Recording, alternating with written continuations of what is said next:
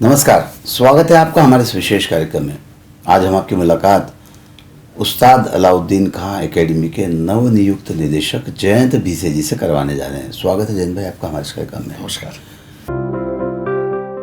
जयंत भिसे इस शहर के लिए कोई नया नाम नहीं है। सानंद जैसी संस्था को खड़ा करने में महत्वपूर्ण भूमिका है। सानंद एक ऐसी संस्था जो किसी भी आईआईएम के लिए केस स्टडी का विषय हो सकता है। किस तरह से संस्था को चलाया जाता है, किस तरह से कार्यक्रम आयोजित किए जाते हैं। क्या आप जानते हैं कि किसी संस्था के सदस्य बनने के लिए वेटिंग लगी हो? बड़े बड़े क्लबों की मान सकते हैं, इंदौर के लिहाज से देखें तो यशवंत क्लब में मेंबरशिप की वेटिंग है, लेकिन सानंद के लिए भी वेटिंग है। सानंद जैसी संस्था का सदस्य बनने के लिए आपको तमाम जतन करने पड़ते हैं। जतन तो अपनी जगह अलग है, लेकिन उनके नियम कायदे का पालन भी करना पड़ता है। संस्था की तरफ से कोई पेमेंट के लिए रिमाइंडर नहीं होता। कोई व्यक्ति आपका वार्षिक शुल्क लेने आपके घर नहीं आता। सब कुछ एक नियत समय पर संस्था के कार्यालय में हो जाता है। इस तरह की व्यवस्था बनाने वाले जयंत भिसे जी को मध्य प्रदेश सरकार ने उस्ताद अलाउद्दीन खां एकेडमी का निदेशक नियुक्त किया है। एक बार फिर बहुत बहुत बधाई आपको। जी प्रणाम, धन्यवाद आपको। जयंत भाई, जैसा मैंने सारे दर्शकों को आपकी सानंद जैसी संस्था के बारे में बताया, इस एकेडमी को लेकर आपकी क्या सोच है? अभी तो सरल यही सोच है कि यहाँ एकेडमिक काम ज़्यादा हो। जी, मतलब जिस उद्देश्य के लिए इसकी स्थापना हुई है, वहाँ जाने के बाद जितना भी इसके बारे में जानकारी मैंने प्राप्त करने की कोशिश की, मूल रूप से मध्य प्रदेश सरकार की ये सबसे बड़ी कला अकादमी है और प्रारंभ ही इसी अकादमी से हुआ था। कला परिषद हुआ करती थी ये। और एक बताने में बड़े गर्व की बात ये भी है कि इसी के गर्भ से भारत भवन का जन्म हुआ है। क्या बात है। तो बड़े प्रतिष्ठा है उसकी। अपनी इच्छा यही है कि यहाँ जो भी अभी वर्तमान में कैलेंडर उनका बना रहता है, इन तमाम बातों के अलावा कुछ ऐसी गतिविधियां हो जिससे अकादमिक काम बढ़े। छोटी छोटी प्राथमिक बातें भी है। इस विभाग की मंत्री उषा दीदी ठाकुर, आपको मालूम है, बड़ी संवेदनशील है वो। उनके मन में एक योजना है जिसको साकार करने का हम प्रयास करेंगे कि माध्यमिक स्कूल में या हायर सेकेंडरी स्कूल में बच्चे राष्ट्रगीत और राष्ट्रगान सस्वर और शुद्ध पाठ नहीं कर पा रहे। तो किसी स्तर पे ये एक कमी भी है कि आज़ादी के 75वां वर्ष में अमृत महोत्सव में है हम, और राष्ट्रगीत और राष्ट्रगान का सस्वर पाठ सभी विद्यालयों में, कुछ विद्यालयों में होता भी, अच्छी भी बात है जहाँ उपलब्ध है साधन। पर प्रयास ये करेंगे कि सभी विद्यालयों में ये सस्वर पाठ की शुरुआत हो जाए, वहाँ व्यवस्था हो जाए। स्थानीय संस्थाओं को भी उसमें जोड़ने की कोशिश करें। कितनी अच्छी योजना है। राष्ट्रगीत और राष्ट्रगान को लेकर बहुत बड़ी बात है इस तरह का प्रयास किया जाना। निश्चित तौर पर देश में जहां स्कूल के पैटर्न्स में सीबीएसई, आईसीएसई, तमाम सारे पैटर्न्स के स्कूल आ रहे हैं, वहां पर बच्चों को इस तरह के राष्ट्रगीत और राष्ट्रगान के प्रोनाउंसिएशन से लेकर सस्वर वाली जो बात आ रही है, उस पर ध्यान दिया जाना निश्चित तौर पर आवश्यक है, क्योंकि ये एक राष्ट्र गौरव का विषय है। बहरहाल, क्या लगता है जिस तरह से इस एकेडमी में अभी तक काम होता आया है, आप उसके जो वर्तमान स्वरूप है उसमें और किस तरह का बदलाव चाहते हैं? देखो कितनी बड़ी श्रृंखला है काम की कि राष्ट्रगीत राष्ट्रगान का विद्यालयों में बच्चे सस्वर पाठ करे से लेके अकादमिक शोधपरक काम हो, या जो लोग इसमें काम कर रहे हैं उन सब लोगों को एकत्रित कर उनकी सकारात्मक भूमिका तैयार हो, ये सब बातें खूब लंबा बीच में टाइम है। और सब बातों को एकत्रित करते हुए जो भी सीमित साधन सामग्री है, सीमित साधन सामग्री तो अपनी जगह पर इसकी प्रतिष्ठा जबरदस्त है। पूरे देश भर के विदेशों के भी कलाकार खजुराहो उत्सव में भाग लेना अपने आप में एक गरिमा मानते हैं। वो अपने बायोडाटा में आता है उनका कि हमने खजुराहो में परफॉर्म किया।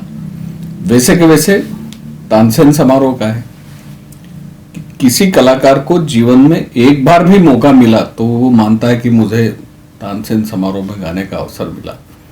समारोह तो साल में एक बार होता है, पर सभी ख्याति प्राप्त लोग, नवोदित लोग भी, वर्तमान में काम करने वाले लोग भी, तो ऐसी 3 श्रेणी बनाने की कोशिश करेंगे कि जो युवा लोग हैं, जो अभ्यास कर रहे हैं, जो संघर्षरत है और स्थापित है, ये सारे लोगों का समावेश उसमें अलग अलग पद्धति से किया जा सके।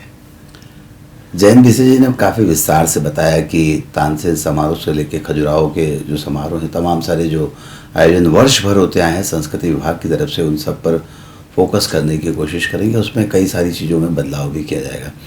जयंत भाई, एक आम शिकायत कलाकारों की होती है कि हमें अवसर नहीं मिला, हमें अवसर नहीं मिला। तो ऐसा लगता है कि वहाँ कुछ लोग मठाधीश थे पहले, या स्थापित लोग थे जिनकी वजह से काम नहीं हो पा रहा, या नए लोगों को अवसर नहीं मिल पा रहा, ऐसा क्या आकलन है आपका? ये अवसर वास्तव में मर्यादित है। मतलब जितनी तादाद में कलाकार है या जितना उसका क्रेज है, उन सब बातों की तुलना में सीमित अवसर है। और सरकार की भी अपनी मर्यादा तो होती है। कोरोना काल का एक लंबा पीरियड गया हुआ है, और जिसको अवसर मिल जाता है वो ये कोशिश करता है कि मुझे दूसरी तीसरी बार भी मौका मिले। पिछली बार मेरा जो भी गायन था या महफिल थी वो जैसी मैं अपेक्षा कर रहा था वैसा हो नहीं पाया, अब की बार मुझे मौका मिलेगा तो मैं इससे बेहतर करने वाला हूँ। या जिसको अभी तक कभी अवसर नहीं मिला उसको ऐसा लगता है कि अब उसकी एक पद्धति बनी हुई है, कोई 5-1 साल का लॉकिंग पीरियड है, जैसे एक बार किसी को अवसर मिला तो फिर अगले 5 साल बाद उसका फिर से रोटेशन में नंबर आता है। और सभी स्थापित लोग हैं और सूची लंबी रहती है, बड़े नामों को वहाँ सुनना लोग पसंद करते हैं। अपेक्षा और अपेक्षा पूर्ति, ये विषय इतना लंबा है कि वास्तव में कठिन काम है। कोई भी, मतलब वर्तमान में मैं या मेरे पहले भी रहे होंगे, मुझे लगता है जानबूझ के कोई करता नहीं है। जिसको अवसर मिलता है वो पूर्ण संतुष्ट नहीं होता, और जिसको अवसर नहीं मिलता है वो कहता है कि गड़बड़ है, हमको अभी तक कभी अवसर नहीं मिला। पर कोई भी यदि सूची लेके बैठेगा तो कुछ कमी तो रह ही जाएगी। जयंत भाई, आप इंदौर से हैं। इंदौर में जो आपने कला संस्कृति क्षेत्र में जो काम किया वो बहुत अद्भुत है। इंदौर के कलाकारों की आपसे अपेक्षा तो खूब है, लेकिन मैं आपके स्वभाव से बहुत भली भांति परिचित हूँ, और मैं जानता हूँ कि अपेक्षा भले ही करें, लेकिन जो सही होगा उसे ही अवसर मिलेगा। क्या कहते हैं? आपकी बात में दम है, पर हाँ, किसी के साथ अन्याय नहीं हो इस बात की पूरी चिंता की जाएगी कि यदि काबिल है तो उसको और किसी जगह अवसर मिले। जो खूब स्थापित है उसको अभी तक अवसर नहीं मिला है, या वरिष्ठ लोग हैं, बुजुर्ग लोग हैं, खूब काम किया हुआ है, तो जूरी में उनको स्थान मिले। खूब सारे पुरस्कार है शासन के, तो वो जूरी में चयन समिति में आए, कलाकार चयन समिति में आ जाए। वो ठीक है, तुम्हारी वरिष्ठता है तो अब इस प्रकार आशीर्वाद दो लोगों को। युवा है तो गमक जैसी सीरियल चलती है तो वो गमक में उनको अवसर मिले, और कोशिश पूरी करेंगे कि अलग अलग प्रकार से सब लोगों को कैसे जोड़ा जाए, खरा उतरने की कोशिश करेंगे सबकी अपेक्षा पे। जयंत भाई, जिस तरह से लगातार कला और संस्कृति के क्षेत्र में आपने कहा कि एक सीमित संसाधन, सीमित बजट में काम करना पड़ रहा है, आपने सानंद जैसी संस्था को भी काफ़ी अच्छे से चलाया है और चला ही रहे हैं। आपको लगता है कि इस क्षेत्र में कुछ निजी लोगों का साथ लेके इस कार्यक्रम को और थोड़ा सा अच्छा स्वरूप दिया जा सकता है? ऐसी खूब सारी शासन की इसी अकादमी की योजना है, जो बोलचाल की भाषा में बता सकते हैं अपन कि स्थानीय स्तर पे कलेक्टर खूब मदद करते हैं, वो स्थानीय स्तर पे संसाधन भी जुटाते हैं और अच्छा स्वरूप हो जाता है उसका।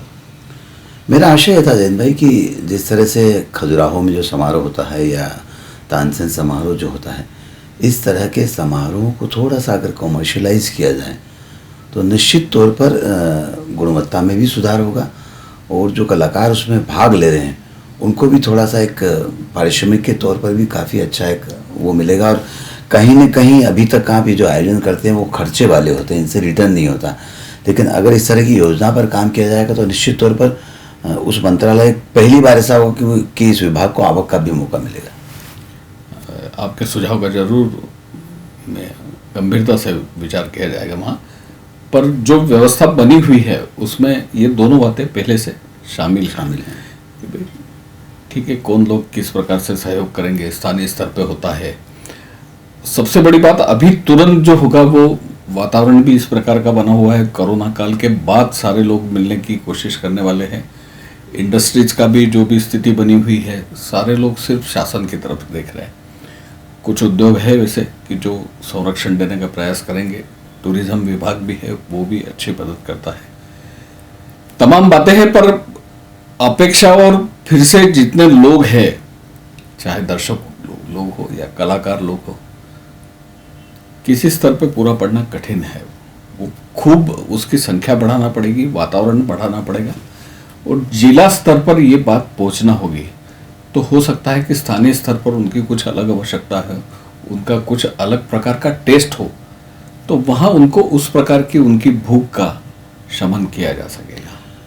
स्थानीय स्तर पर प्रतिभाएं काफ़ी होती है अगर हम देखने की बात करें, और रीजनल स्तर की अगर हम बात करें कि विंध्य की प्रतिभा अलग है, महाकौशल की अलग है, बुंदेलखंड की अलग है, उन लोगों के लिए कोई प्लान आपके पास है या ऑलरेडी कुछ चलता है उनके लिए? ऑलरेडी चलता है शासन का जी, बोली भाषा का अलग काम चलता है जी, जनजाति का अलग काम चलता है। वो शासन वास्तव में खूब बेहतरीन तरीके से और अच्छा काम करते जा रहा है। रहा सवाल स्थानीय स्तर तक पहुंचने का, तो मतलब ये कोई घोषणा नहीं है। मुझे जो जानकारी मिली या मंत्री जी ने जिस प्रकार से शेयर की ये बात, वो प्रयास कर रही है कि जिले पर एक संस्कृति अधिकारी बन जाए। क्या बात है। तो यदि जिला स्तर पर संस्कृति अधिकारी हो गया, वो प्रस्ताव तैयार कर रही है। अनऑफिशियली उसने मंत्री जी ने चर्चा की थी तो बताया ये यदि योजना बन गई तो खूब सारी बातें, जैसे धर्मस्व है तो धर्मस्व में भी उनकी इच्छा है कि सारे मंदिरों की भी सूची जिले की बन जाए, तो वो धर्मस्व का भी काम देखे। सारे कलाकारों की सूची जिला स्तर पर बन जाए, तो फिर कभी भी कहीं से भी कुछ जानकारी एकत्र करने की बात आएगी या स्थानीय स्तर पर उनको कुछ मदद लेना या देना, ये बात आ जाएगी। मैंने उषा दीदी के संवेदनशील होने की बात की तो ये एक जानकारी मिली, 60 साल के ऊपर के ऐसे कलाकार जिनकी आमदनी के स्रोत बहुत ही सीमित है, तो मध्य प्रदेश शासन 1,500 रुपये महीना आजीवन देगा उनको। क्या बात है, बहुत अच्छी बात। भले ही छोटी सी शुरुआत है। मैंने माननीय मंत्री जी को कहा कि वास्तव में ये महत्वाकांक्षी योजना है और अच्छी है, तो उसके लिए वो प्रयासरत है और मुझे विश्वास है कि वो कामयाब होगी। जन जी, लगातार हम इस क्षेत्र में देखें तो जैसा आपने कहा कि स्थानीय स्तर पर, प्रादेशिक स्तर पर और रीजनल स्तर जो लोकल कलाकार हैं उनको, उनके लिए भी अलग अलग कार्यक्रम तैयार होते हैं। आने वाले समय में जो ऑडिटोरियम्स हैं प्रदेश में, अलग अलग कई सारे क्षेत्रों में ऑडिटोरियम्स की आवश्यकता है, उस दिशा में कुछ प्रयास आपका विभाग, आपकी एकेडमी की तरफ से होंगे? एकेडमी की तरफ से नहीं, पर ये जानकारी मिली कि ये जो इंदौर में राजेंद्र नगर का सभागृह है जी, उसकी चर्चा जारी है कि वो आईडीए से वापस संस्कृति विभाग ले और वो संस्कृति विभाग उसको फिर से ठीक ठाक करके और फिर उसके आगे योजना बनाए। इस पद को संभालने के बाद आपको क्या लगता है कि एक ऐसी योजना या एक ऐसा कोई काम है जो कलाकार और कलाकारों के क्षेत्र के लिए कर जाऊं? मुझे लगता है कि सीमित आय वाले जो कलाकार हैं, होता क्या है, आदमी जीवन भर उस कला के लिए समर्पित हो जाता है और फिर बुढ़ापे में उसको कोई सहारा नहीं मिल पाता। तो ऐसा कुछ हो जाए कि जिसके कारण उस कलाकार को अपना बुढ़ापा निकालने के लिए शासन की तरफ से सहयोग मिल जाए, ये यदि हो पाया तो इससे अच्छी कोई बात नहीं है। जयंत भिसे जी कहते हैं कि उषा ठाकुर बहुत संवेदनशील हैं। ये बात तो सही है, लेकिन जयंत भिसे भी उतने ही संवेदनशील हैं। कलाकारों के प्रति कुछ करने का जज्बा, वे कलाकार जो 60 वर्ष की उम्र के बाद भी काम नहीं कर पाते हैं या किसी कारणवश फील्ड में नहीं हैं, उनकी चिंता भी जयेंद्र भिसे जी को है। निश्चित तौर पर इसी तरह का संवेदनशील व्यक्ति जब किसी एकेडमी के निदेशक पद पर बैठता है तो कलाकारों की सुनी जाती है, कलाकारों की के बारे में सोचा और समझा जाता है। बहरहाल हमसे बातचीत करने के लिए बहुत बहुत शुक्रिया। आपने याद करा, खूब अच्छा लगा सुनील भाई, प्रणाम करते हैं आपको। आज के इस कार्यक्रम में बस इतना ही। सुनील जोशी को दीजिए इजाजत। नमस्कार।